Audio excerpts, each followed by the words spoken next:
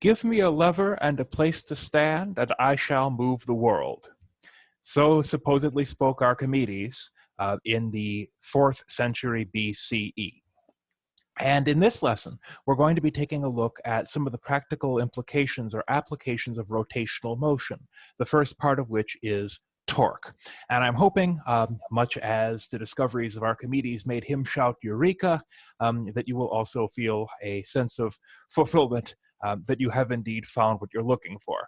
Of course, Archimedes also famously said, you can't trust everything that you read about on the internet. But in this case, I hope it'll be entirely trustworthy. All right, so talking about the dynamics of rotational motion, we need to define this new quantity or this new thing called torque. And the best way to start thinking about torque is to start with some intuition. Let's say that you have a wrench, that you have a monkey wrench, and you want to impose on this bolt some circular motion. You want to force this bolt to either tighten or loosen, as the case might be. Well, what's the most effective way to do that? Is it to try to grasp the wrench really close to the bolt and sort of, work it out that way?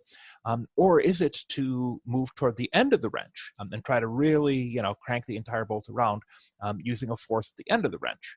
Of course, if you want to be really silly about it, I suppose you could, shove with all your might, shove the wrench into the nut, but that's not actually going to do anything. I mean, you'd look really silly doing it too. And it turns out, as your intuition might tell you, the easiest way to loosen the bolt is to apply this force, to grab the end of the wrench and just give it a good hard tug, as opposed to grabbing it very close to the nut. So the correct answer here is FB is going to be most likely to loosen the bolt if all three of these forces are equal in magnitude. Right? So the ability of a force to rotate the body depends on both the magnitude of its tangential component, F tangential, and also on just how far from O, the pivot point, the force is applied. So here we have this handy-dandy diagram here, where we have some sort of a lever arm, which is being twisted in this direction by an applied force, by an applied torque. What we're trying to see, actually, no, sorry, I got that wrong. The force applied is in this direction, or more precisely in this direction. The vector F is pulling this way, and it's attempting to rotate this nut that way, or rotate whatever it is you're turning. We define the quantity of torque with the Greek letter tau, and torque is defined as tau equals R times F sine of theta, or RF tangent of theta. So this is, again, a vector component sort of thing. If this is our force vector, only the force which is tangential to the axis of rotation counts. And that's the only thing that determines what the torque actually is. Also, what's important is how far away from this sort of point of rotation you are applying the force. And the further away you apply the force, the greater the torque. Once again, that's like the example of our wrench, where you more easily turn the nut if you're grabbing the wrench by the very end, as opposed to grabbing the wrench right next to the nut. And R here, this thing R, is referred to as the lever arm.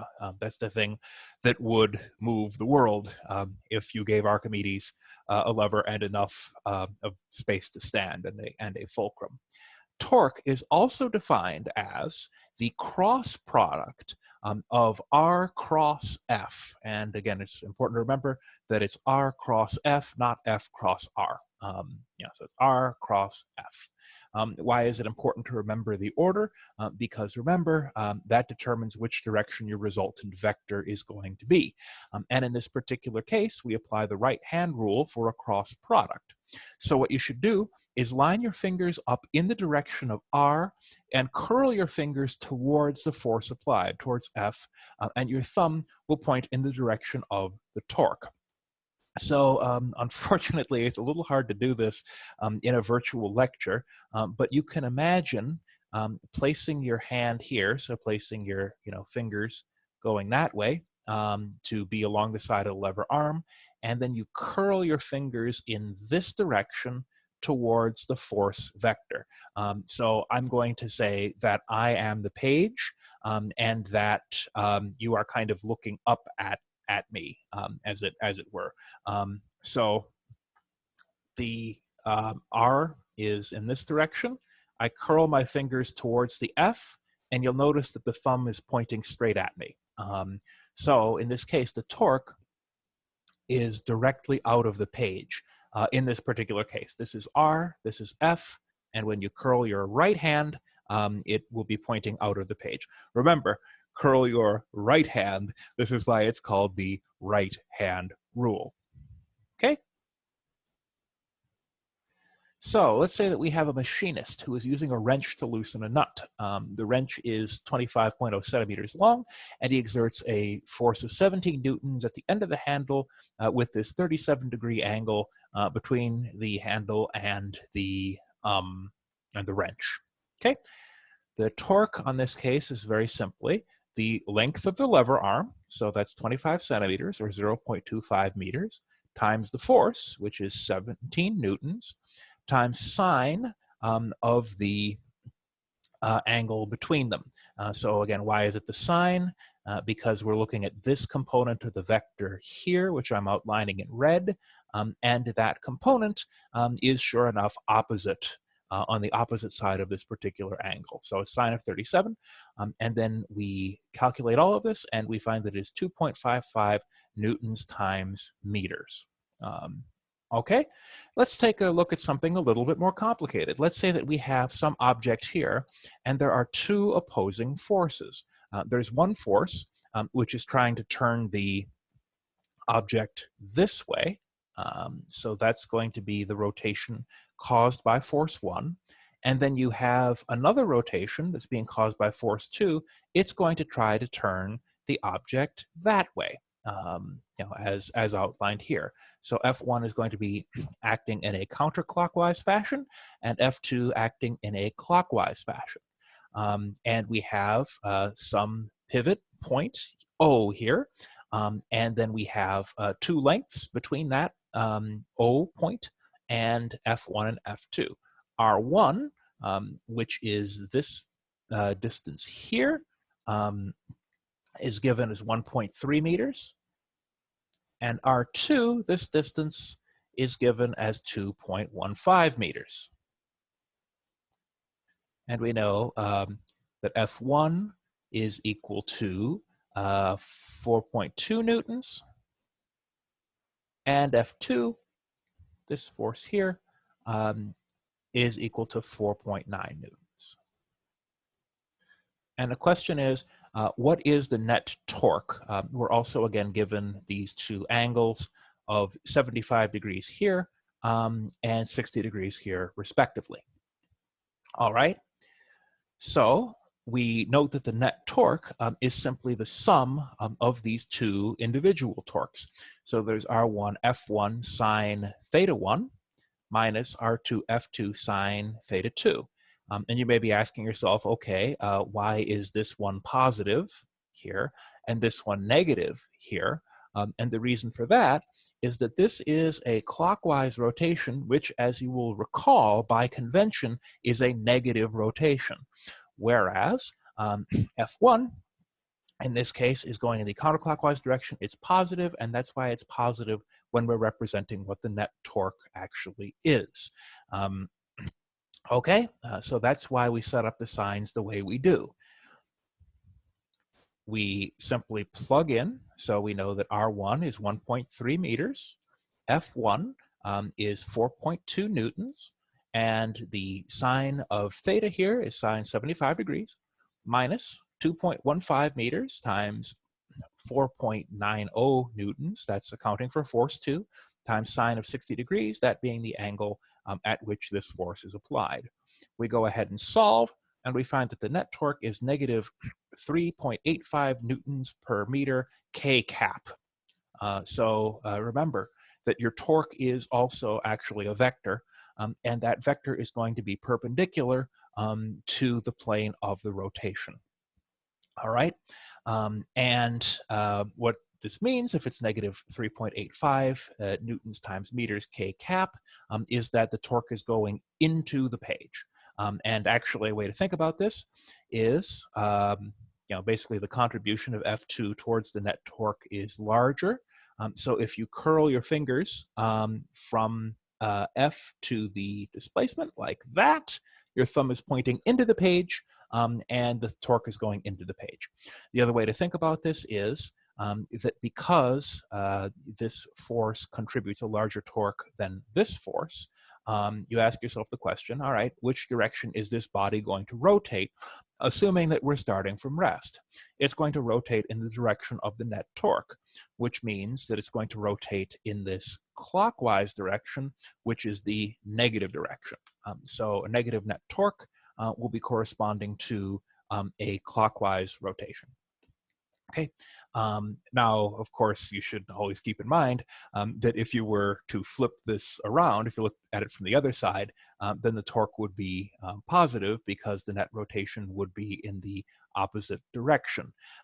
But again, just keep in mind that from the perspective that you're looking at it from, clockwise is negative, counterclockwise is positive. And also remember your right-hand rule, or if you're going from force to the lever arm, the direction that you curl, or sorry, if you go from lever arm to force, the direction that you curl your fingers, the thumb will point in the direction of the torque. Okay? All right. So let's take a look at this sort of pendulum problem here. A small mass of 1.0 kilograms is attached to one end of a 1.40 meter long massless rod, and the other end of the rod is hung from a pivot. When the resulting pendulum is 27 degrees from the vertical, what is the magnitude of the torque about the pivot? Okay. So they made the unfortunate decision when they drew this diagram to make their force vector the same color as their pendulum, but you should just, for clarity's sake, realize that this mg, or this weight vector, is a vector. It's not some weird extension of this particular point. You've just got a single plumb bob, and it's not a pendulum, and this pendulum is swinging back and forth. So this guy is moving that way. Okay, so now that we've cleared that up, let's go ahead and try to solve the problem. So the torque here is going to be the length of your lever arm. In this case, that's L. That's where to the point where the force is being applied to the pivot. The length of the lever arm here is L. The force that's being applied is only gravity. And it's only gravity that is your force here. And we want to find what component of it is contributing to the rotation, which is going to be this component right here, mg sine theta. And again, that is what is tending to rotate this pendulum in that direction. So torque in this case is L times mg times sine of theta. Okay, and we just go ahead and plug in, and what we're going to find is, once again, that the answer is negative. We have a negative torque, which is taking place here. And the reason that it is negative is, once again, this is moving in a clockwise direction from the perspective that we're looking at it. And if you go from the displacement to the force with your right hand, again, this is kind of hard to do, but here's the displacement, and here's the force. Okay, or actually, what you could do is you say, all right, here's the lever arm, and the force is over here, and then actually, no, sorry, that's not right. Got to kind of twist your arm around here. All right, yeah. If you're if you put your hand on that sort of displacement line and you curl it towards the force, your thumb is pointing into the page, and that means that torque is negative in this case. Okay, so again, keep that in mind. Also, I think it's a little simpler in this particular case to just remember that the direction of motion is clockwise, and clockwise is the negative direction. So again, keep that in mind. All right. So T at the bottom, at the very bottom here, you'll note that what's happening there is you've got your plumb bob here, and it's at the ceiling, and mg is pointed straight down. And that means LMG sine 0 degrees is 0, because sine of 0 is 0. All right? So the torque at the bottom is actually 0. And the torque on the opposite side, let's say that instead we had this plumb bob over here, and we're saying, okay, what's happening when it reaches the top of its swing and then starts to move in this direction? The direction of the torque is counterclockwise, which is the positive direction, and the torque vector is going to be pointing out of the page and straight back at your nose in this particular case. So on the left-hand side here, torque is positive. On the right-hand side, torque is negative because that's the direction that it's pointing. Okay, so torque here is pointing counterclockwise, torque points positive. Here, torque is pointing clockwise, and that is negative. And notice that the transition happens even when the bob is moving upwards. It's on the upward part of its swing. It's moving in this direction. The torque, which is countervailing that motion, is pointed in the other way, and that's pointed in the positive direction on the left-hand side. Okay? So I know you're probably wondering, all right, sines, and how exactly can we, between sines and vectors opposing circular motion, and the fact that in the previous chapter I talked about how there is often an equivalency, or there is an equivalency between things that we see in the two-dimensional world, in the kinematics world, and the things that we see in rotational motion. What exactly does torque correspond to in that, the simpler days when we were dealing with things moving in straight lines? Well, there actually is an equivalent. The torque is, as you'll see in here, see here for a moment. So remember, the torque is equal to the radius of the lever arm times the tangential force, right? But tangential force is, of course, defined using Newton's second law as force tangential equals ma tangential. Okay, what can we say from that? If we make the substitution that tangential force goes in here, and we substitute accordingly, we end up with torque equals R times M times A tangential. Okay? But we've also been told that the tangential acceleration is equal to alpha, that's the angular acceleration, times r. This was in the previous chapter's notes. So if you're wondering where that came from, have a look at the chapter 9 notes. Have another look at it. But trust me that the tangential acceleration is equal to the angular acceleration times the radius. So what we can then do is we can say, all right, what's torque in terms of angular acceleration? We take this equivalency and we plug it in up here. So torque is equal to R times M times A times, or sorry, R times M times alpha times R. We got two R's here, we got an R here, we got an R here. So torque is equal to mr squared alpha. However, what exactly is mr squared? And again, this should be familiar from the notes in the last chapter when we were dealing with the idea of a moment of inertia. The moment of inertia is simply the sum of each of these individual moments. So it's the mass times the radius squared for all of the individual particles. in our, when we're trying to determine moment of inertia. However, let's say that we're looking at just one mass. We're looking at just one sort of big old block, and we're seeing how it relates to a point around which it's pivoting. The moment of inertia is equal to mr squared, if we're just looking again at one individual kind of one solid mass.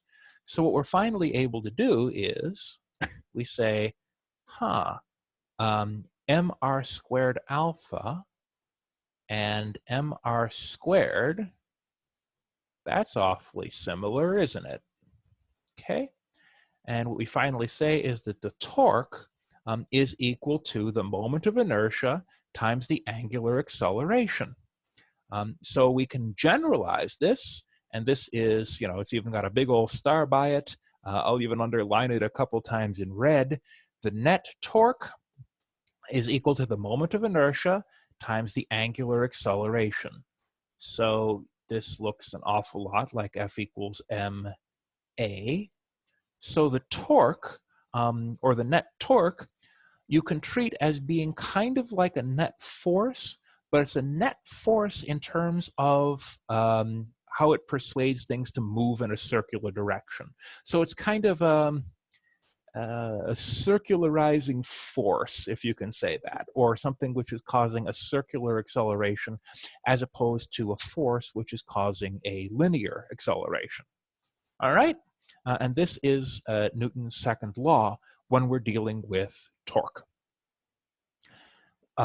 Incidentally, we can also say that the angular acceleration is equal to the net torque. I don't know why that says rot. That should be net. So torque net over the moment of inertia. So again, a very handy way of dealing with these sorts of problems where we're moving in a circle.